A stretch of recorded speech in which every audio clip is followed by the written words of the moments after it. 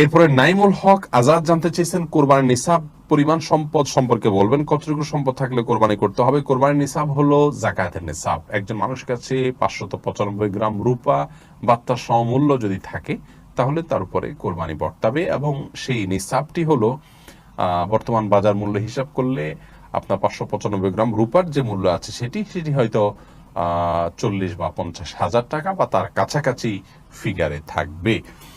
অতএব আপনি কোরবানির নিসাব, যেটা জাকাতের নিসাব, সেটিকেই ধরে নেবেন।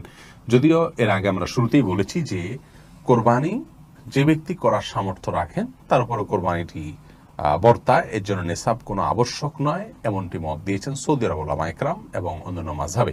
হানাফি মাযহাব বা আমাদের উলামা ইকরাম বা আমাদের যে school of thought Ulama Ikram follow করে থাকেন, সেটিতে আপনার আপনার জাকাতের নিসাব হলে তখন কোরবানি আবশ্যক হবে বা বর্তাবে।